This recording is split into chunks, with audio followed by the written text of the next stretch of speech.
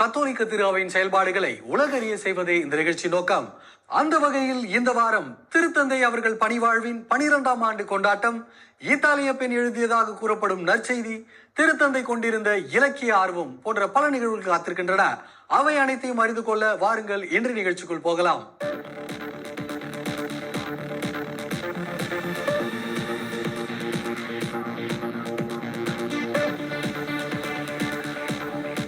Francis அவர்கள் கடந்த 12 ஆண்டுகளில் ஆற்றிய மிக முக்கிய சீர்திருத்தங்களை இன்று நிகழ்ச்சியின் முதல் பகுதியில் காண்போம்.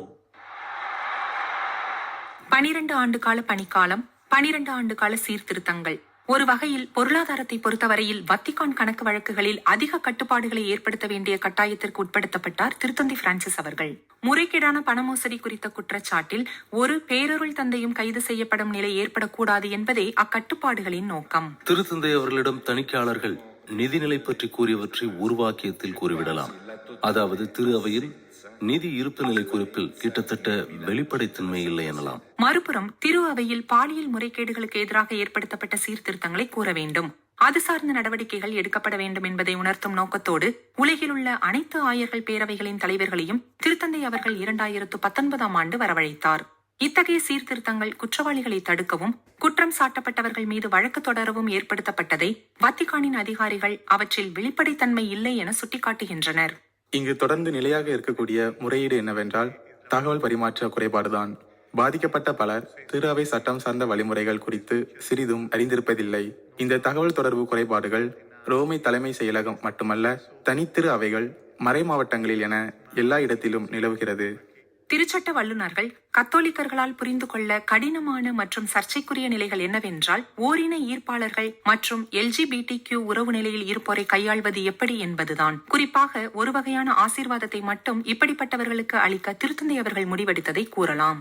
ஆசி வழங்குதலின் புரிதலை விசாலப்படுத்தி அதன் அருள் பணியை வளர்த்தெடுக்கவும் திருத்தந்தை அவர்கள் விரும்பினார். அதாவது அருள் அடையாளங்களின் போது வழங்கப்படும் ஆசீர்வாதங்களை போலல்லாமல் மற்ற ஆசீர்வாதங்களும் உண்டு. இத்தகைய ஆசிரியெல்லாம் வாழ்வை தொடர கடவுளின் உதவியை வெளிப்படுத்தக்கூடிய அருள் பணியாளர்களின் ஜெபமே. அதாவது அருளடையாளங்களின் போது வழங்கப்படும் ஆசீர்வாதங்களைப் போல் அல்லாமல் அருள் பொழிவு போன்ற வைக்கப்படாத ஆசீர்வாதங்கள் உண்டு. இத்தகைய ஆசீர் எல்லாம் வாழ்வை தொடர கடவுளின் உதவியை வெளிப்படுத்தக்கூடிய அருள் பணியாளரின் ஜெபமே. சர்ச்சைகள் ஒருபுறம் இருக்க, நாம் கவனத்தில் கொள்ளாமல் விட்டுவிட முடியாதது அவரது திருத்தூது பயணங்கள் ஆகும். 47 திருத்தூது பயணங்களில் அவர் 70 நாடுகளுக்கு சென்றிருக்கிறார். மிக நீண்ட பயணம் அவருடைய 87வது வயதில் நிகழ்ந்தது. அது மத அடிப்படைவாதத்திற்கு எதிராக ஒரு செய்தியை வழங்கும் விதமாக உலகின் அதிக இஸ்லாமியர்கள் வாழும் நாடான இந்தோனேஷியா நாட்டிற்கு 2024ஆம் ஆண்டு சென்றதாகும். திருத்தந்தை பிரான்சிஸ் அவர்களை தனித்து காட்டுவது என்னவென்றால், ஏழைகள், நோயுற்றோர் மற்றும் விளிம்பு நிலையில் உள்ளவர்களோடு அவர் கொண்டிருக்கும் உறவுதான். ரோமையில் உள்ள ஒரு சிறிய பங்கில் நடந்த மிகவும் உருக்கமான நிகழ்வு என்னவென்றால், இறை மறுப்பு கொள்கையுடன் அண்மையில் இறந்த தன்னுடைய தந்தை விண்ணகத்தில் இருப்பாரா என்று ஒரு குழந்தை கேட்டபோது அந்த குழந்தையை திருத்தந்தை அவர்கள் கட்டி அணைத்துக் கொண்டார்.